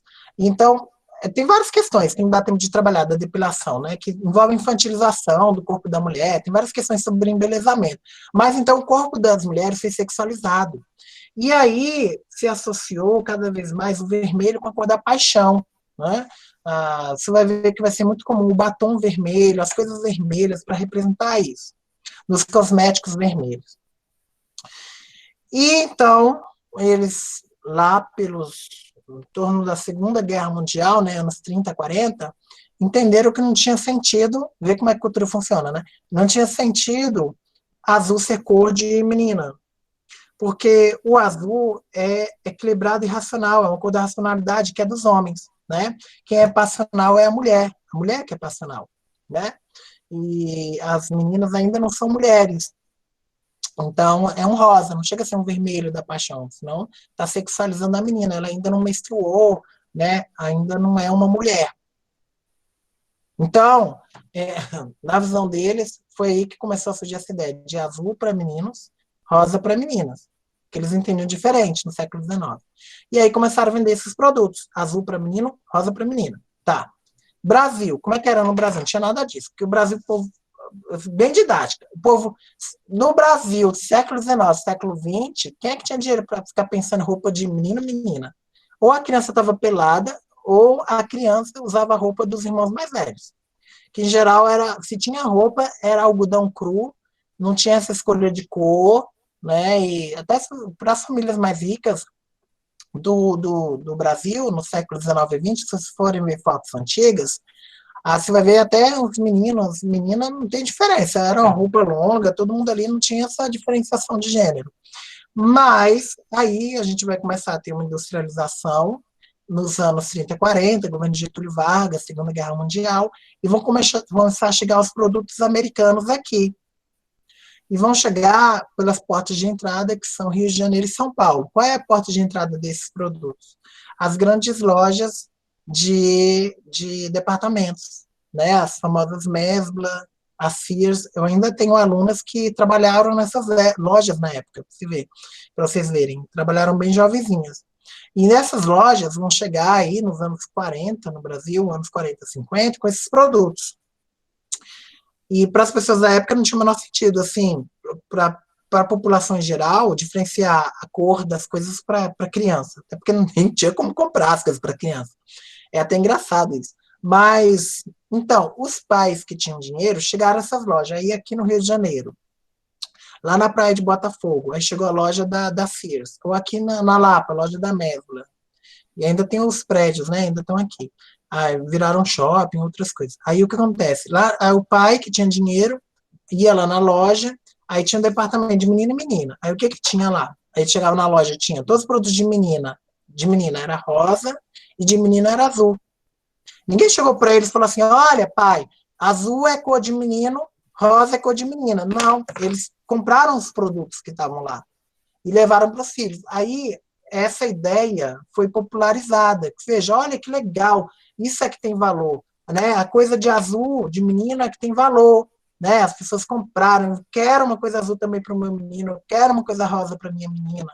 E aí isso se tornou o que é hoje, uma obsessão, uma coisa que começou no Brasil nos anos 40, 50, Tem gente que acha que é da eternidade, na verdade, em termos de história, é muito recente, que se tornou uma obsessão, uma coisa que é só um nicho de mercado do século XIX que se perpetuou no século XX. É isso. A origem do azul e rosa é isso, é mercado. Muito obrigada pela explicação, bacana demais saber tudo isso, né? Você deu uma aula mestra aqui. Bom, vou resumir aqui algumas perguntas, pessoal, porque não vai dar para a gente fazer todas, né? A hora já é avançada. Então, vou fazer algumas perguntas que eu selecionei aqui no chat, aí a Jaqueline decide o que ela consegue juntar, o que ela consegue falar. Então, vamos lá. A primeira era o Wenderson tinha pedido para abrir o microfone. Peraí, mas eu acho que... Não. Bom, deixa eu ler aqui. Tem o Marco Antônio, tem dúvidas sobre o uso dos termos machista e masculinista, qual a diferença entre eles? Depois a Tássia, a que você acha que se deve a imensa confusão entre gênero e orientação sexual? Paloma, como a inserção de mulheres na política poderia mudar, aí já é outra, poderia mudar esse cenário de machismo no Brasil? Então, Tem a Jaqueline que quer saber a relação entre transfeminismo e queer. É outra coisa também. Bom, são muitas perguntas aqui. Deixa eu responder. Wenderson, a Tássia e a Paloma. Então, Wenderson, quando eu falo machista, é muito mais um termo de uma ideologia de dominação. Né? Eu acho que todo mundo entende. Por exemplo, a ideia de que o macho, a figura que se construiu como macho, homem, é dominante, né, e que se deve valorizar essa figura, tá? Basicamente essa ideia. E que, obviamente, traz prejuízo para a figura considerada fêmea, mulher, feminino, tá? E que é engraçado, né? Porque até tem críticas, tem algumas mulheres, por exemplo, o próprio termo feminismo foi questionado principalmente por algumas feministas negras, porque ele vem de fêmea. E se entendeu que o próprio termo estava trazendo uma concepção biologizante. Então, tem muitas feministas negras que não vão se denominar feministas. Vocês vão ver o termo mulherismo. Ele vem daquelas feministas negras que criticaram termos e vão se considerar mulheristas. Então, a gente tem o mulherismo negro, o mulherismo africana, né? Aí vocês podem ver na internet, tem algumas colegas que estão pensando nisso. Vocês devem conhecer mais a Catiúcia Ribeiro, devem conhecer a Zangeri. A Zangeri tem trabalhado bastante essa visão mulherista, né? Mas é mais nesse sentido do machismo. O masculinismo, quando eu falo masculinismo, é num sentido de privilégio da figura masculina, do que é considerado masculino, que, óbvio, está ligado com machismo, tá? Óbvio que a cultura é machista. Por ser machista, ela considera aquilo tido na cultura como masculino como melhor. Então, de fato, é muito sutil a relação. Quando a gente, em geral, usa o termo machismo, a gente está falando de algo que é objetivamente discriminatório. Quando usa masculinismo, é algo que está implicitamente, tem envolvida a discriminação, mas que às vezes não está tão óbvio, mas que faz parte do que a gente tem hoje, das construções de masculino, por exemplo, a masculinidade tóxica. A gente tem, né, questionado, né, principalmente eu acho que nos estudos de masculinidade, grupos de homens, eles têm pensado outras masculinidades, ou seja, eles não têm negado a masculinidade, mas negam o machismo. Eles querem ter valores considerados masculinos, mas em outra perspectiva, fora do machismo. Então, é uma questão que os homens têm que trabalhar, como é que eles vão construir, né, outras masculinidades que não sejam machistas. Então, isso é uma grande questão, realmente, que está colocada, nesse sentido. É que nem eu falar, às vezes as pessoas confundem, né, feminismo com feminilidade. Óbvio que é diferente, né, feminilidade são atributos que a cultura considera de mulheres, ou do feminino. E feminismo é um posicionamento crítico sobre o mundo, né, que a gente defende a igualdade entre os gêneros e a luta contra o machismo, contra a opressão. E a gente, obviamente, questiona elementos da cultura, do masculinismo e do machismo e que mantêm opressões, inclusive que são prejudiciais para os homens, não de forma explícita como é para as mulheres, mas para os homens, por exemplo, a masculinidade tóxica, ela é muito prejudicial para os meninos, para os homens, né, da forma como eles vivem, até em questão de saúde, né? Então, isso é nesse sentido, Wenderson. Bem, Tássia, muita gente confunde porque isso é da cultura, né? Ainda confunde muito gênero com orientação sexual, porque a cultura trabalhou isso muito tempo, né? Como uma forma de explicação. Você vai, mesmo pessoas que têm um pouco mais de leitura, não é uma questão de escolaridade, é uma questão de formação, de humana, que é muito falha, mesmo nas universidades. Então, ainda se confunde muito. Principalmente algumas, por exemplo, achar que pelo fato, está muito ligado à ideia de que o homem é hétero, a mulher é hétero, então, né, já começa daí. Então, como você vê, as mulheres lésbicas, as feministas lésbicas, foram as primeiras a criticar essa associação, né, que elas trouxeram a ideia de heteronormatividade compulsória, de heterossexualidade compulsória, isso veio principalmente do feminismo lésbico, tá? Que era a ideia de que a lésbica, isso nos anos 80, 90, não era vista como mulher, porque era lésbica, só podia ser mulher se fosse heterossexual. Então, elas trouxeram muito essa crítica. E aí, nesse sentido, a gente tem, né, trazido essa discussão, avançou bastante, mas ainda tem coisas muito básicas, né, de entender, por exemplo, às vezes reduzem a identidade de gênero da pessoa a uma orientação sexual, né? Não entender que existe diversidade sexual, por exemplo, na população trans, que é uma população como qualquer outra, né? Então tem diversidade sexual também, né? Tem pessoas hétero, bi, homo. Então, nesse sentido, é um grande desafio, ainda é muito presente, porque é isso, falta de não só de leitura, mas é mais a formação humana mesmo, convivência, e isso que a gente está quebrando com a linguagem. Tem um grande caminho aí ainda, mas acho que avançou bastante. Bem, e Paloma, sobre... você vê, que nem aquela coisa que é do meu tempo, né? Biscoito Toshinos. Né? Mais a mulher na política vai acabar com o machismo. Essa é a questão, porque a própria política é machista, né? É o biscoito assim, o que vem primeiro? Porque o fato da sociedade ser machista alimenta que tem menos mulheres na política. Aí a gente precisa de mais mulheres na política, mas para isso a gente precisa, para ter mais mulheres na política, tem que quebrar o machismo. É um grande desafio. A gente precisa ter mais mulheres na política, que é ter mais mulheres nesse lugar que é considerado o lugar do homem, né? Um lugar masculinizado, mas não é de qualquer homem, né? Eu até estava brincando esses dias. Falando sério, é do homem branco de elite, né? No Brasil, principalmente, não é qualquer homem branco que está lá. É o homem, principalmente um homem branco, com posses, é o empresário, é o latifundiário. O que eles têm em comum, em geral, eu estava até brincando, sem ser gordofóbica, mas é o homem barrigudo. Esse é o padrão do político brasileiro. É esse que o povo vota, esse que o povo quer. Então, tem uma ideologia por trás, não é só porque acha lindo, porque acredita, dentro da educação que foi feita, da ideologia, de que político é igual a esse perfil de pessoa. E isso tem muito dinheiro por trás, gente. Política não é só ideologia. A ideologia era sustentada por uma lógica econômica. Então, essas pessoas que são eleitas têm muito financiamento por trás. Não é à toa que a maioria é empresária, a maioria é latifundiário. E mesmo, principalmente o pessoal de direita que é eleito, tem dinheiro. Não é por causa de uma questão só de ideologia. Porque tem financiamento para ficar em rede social, para ficar, né, nas ruas, para fazer material. Então, geralmente, quem é de esquerda não tem dinheiro. Aí tem que buscar bases, e às vezes é difícil, porque o que a gente chama de base, as bases são muito influenciadas pelo que hoje? Olha o Brasil de hoje. Quem é que está na periferia? Em geral, é a igreja evangélica, e não é qualquer igreja evangélica. Isso dá para pontuar muito bem aqui no Rio. É geralmente a igreja universal. É um determinado grupo neopentecostal. Então, muitos desses, infelizmente, eu diria até uma maioria, tem uma visão bem estereotipada, às vezes, né, da própria religião, e reproduz discursos de discriminação.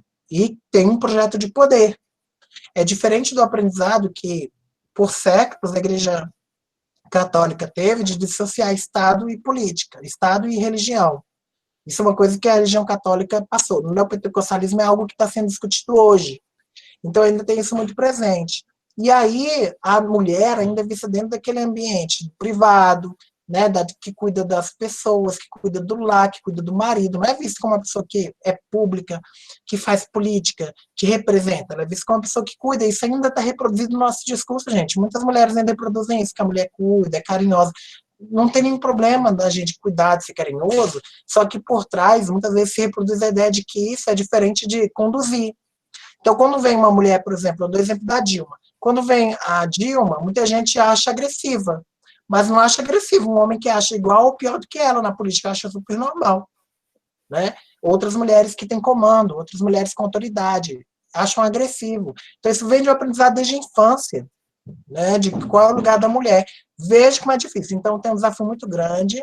Eu não tenho todas as respostas. Assim, minha experiência, eu trago uma experiência muito prática como candidata. Eu fui candidata em 2018, a deputada estadual aqui pelo Rio. Então, é isso. Para quem é do Rio sabe, a gente lida com milícia, é com tráfico, é com polícia, é com tudo. com a igreja.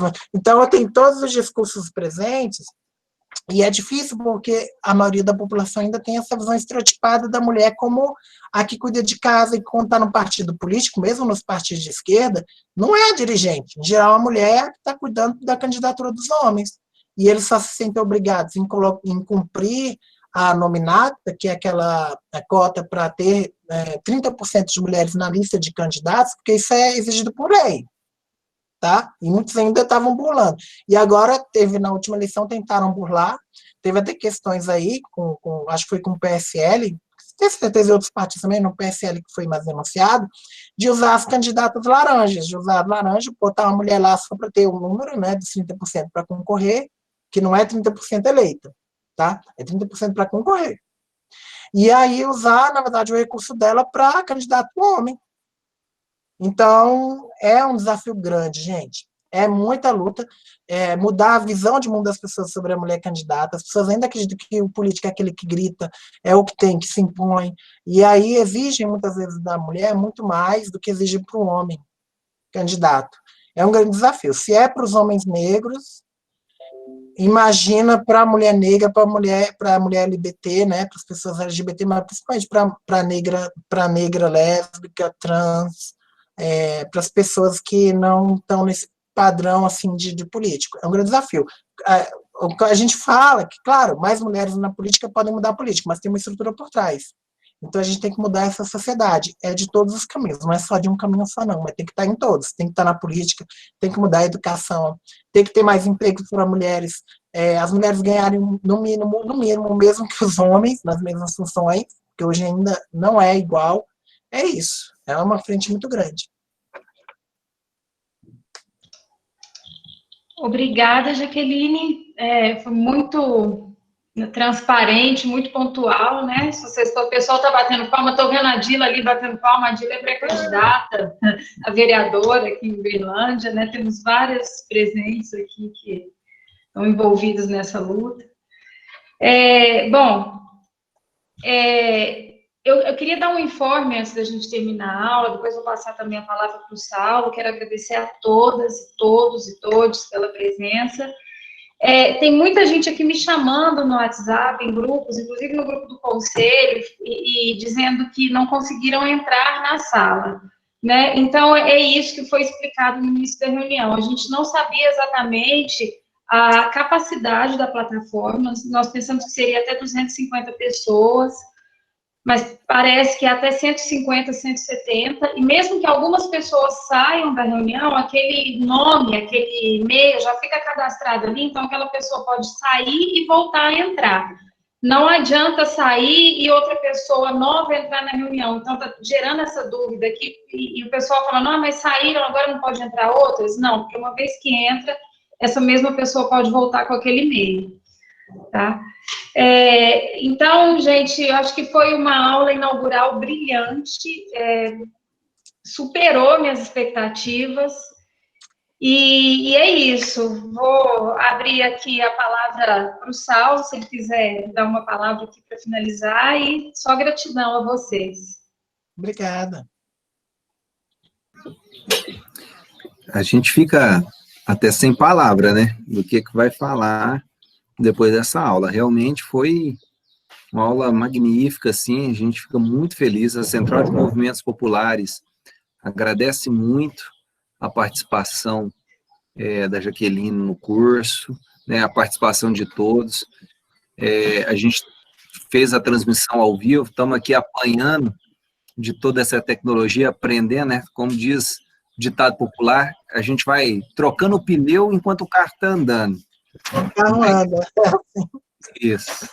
Mas deu tudo certo, a gente conseguiu, né? Nós tivemos um grande número de pessoas também participando pelo YouTube, tivemos um grande número de pessoas aqui. Acho que começamos com o pé esquerdo nesse curso. Fico muito feliz. Muito obrigado, Jaqueline. Muito obrigado a todos os participantes. Tá? E é isso. Até Eu mais. queria saudar também, Saulo, Fica à vontade. uma querida que a gente falou de mulheres na política, acho que é importante marcar a Uberlândia, né, acho que é importante marcar que teve a Pamela Volpe, né, que tem a Pamela Volpe como vereadora, e foi histórico, né, vocês terem uma vereadora, uma mulher trans, uma travesti na Câmara dos Vereadores. Eu acho que é um começo de um caminho aí, está mais avançado que aqui no Rio, viu, de ter. Como São Paulo, a gente tem a deputada estadual Érica Mamonguinho, né, e a co-deputada Érica Hilton, e avançar aí em Uberlândia, é importante lembrar o nome da Pamela Volpe. Eu acho que tem mérito da luta dela e dessa representatividade política também. Quero reforçar, gente, também que o Conselho Municipal de Direitos das Mulheres é apartidário e nós temos representações de diferentes núcleos feministas de diferentes partidos e sindicatos, tá? Então, existem pré-candidatas e tomara que futuras candidatas e políticas efetivas aqui na nossa cidade assim, que representem realmente essa mulher de luta, essa mulher que está aqui para transformar, né? E não uma mulher que reproduza o discurso e as narrativas do homem hétero, machista, homofóbico, adulto, e que tem o rosto desse homem estampado em si. É isso, só gratidão a vocês e estamos aqui, estamos juntas, estamos juntos e até a próxima aula, até terça-feira. Por enquanto, a gente se comunica por WhatsApp e por e-mail. Até mais, gente. Um beijo. Parabéns, viu? Se cuidem. Beijo. Me sigam lá no Instagram. Obrigado, gente. Um beijo. Beijo. Quem ainda está aqui, Insta da Jaqueline.